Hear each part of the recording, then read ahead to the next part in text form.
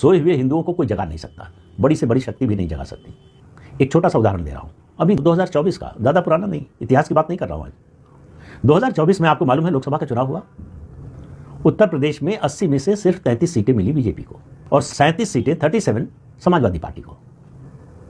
अब यहां पर इतिहास बोध और शत्रुबोध का प्रश्न आता है। भारतीय जनता पार्टी वो पार्टी है जिसने उत्तर प्रदेश में 500 सालों का जो संघर्ष था उसको फलीभूत करते हुए अयोध्या में भव्य राम मंदिर बनवाया। 500 साल से इसका संघर्ष चल रहा था, समझिए, और यह भाजपा के राज में ही संभव हुआ और मंदिर बना और पूरी दुनिया ने देखा। आज स्थिति यह है कि भारत में सबसे ज्यादा तीर्थयात्री कहीं आ रहे हैं तो अयोध्या और काशी में आ रहे हैं। ये एक पक्ष है। दूसरा पक्ष क्या है कि 37 सीटें उस पार्टी को मिली और अयोध्या की लोकसभा सीट भी वो पार्टी जीती जिसने कार सेवकों पर गोली चलवाई थी। तो ये तो है इतिहास बोध और शत्रुबोध हिंदुओं का। इस बोध के साथ कहां जाएंगे? इस बोध के साथ आप ये बता रहे हैं दुनिया को और अपने वैचारिक दुश्मन को कि हम गुलाम बनने के लिए सदा तत्पर, सदा तैयार हैं।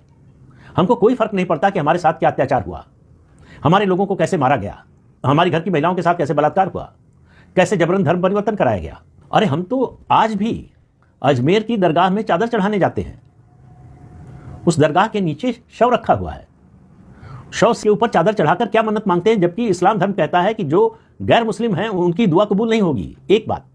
दूसरी बात, जिसकी दरगाह है चिश्ती की, उसने एक बार में 90 लाख हिंदुओं का धर्म परिवर्तन कराया था। एक स्टडी कहीं मैं पढ़ रहा था जिसका निष्कर्ष ये था, ये जो 90 लाख हिंदुओं का धर्म परिवर्तन कराया गया, आज अनुमान ये है, कोई निश्चित संख्या तो बता नहीं सकता, भारत, पाकिस्तान और बांग्लादेश को मिलाकर उन 90 लाख धर्मांतरित हिंदुओं की संख्या 45 करोड़ पहुंच गई। यानी वो 90 लाख हिंदू धर्म परिवर्तन के बाद 45 करोड़ मुसलमान बन गए। लेकिन किसी को कोई फर्क नहीं। आज भी मुसलमानों से ज्यादा बड़ी संख्या में हिंदू जाकर चादर चढ़ाते हैं अजमेर दरगाह पर। उनसे पूछिए कि ये क्या है, ये कौन है, इन्होंने क्या किया है, उनको कुछ नहीं मालूम।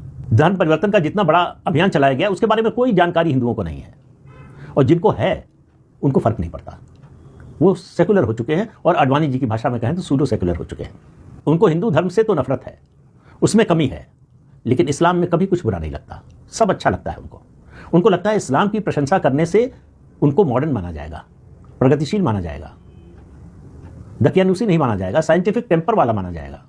ये जो हीन भावना, जितने सूडो सेकुलर हैं, दरअसल ये हीन भावना से ग्रस्त लोग हैं। इनके अंदर हीन भावना कूट कूट कर भरी हुई है, जो सनातन संस्कृति को, भारतीय संस्कृति को, भारतीय सभ्यता को घटिया मानते हैं। तो उनसे कुछ उम्मीद न कीजिए।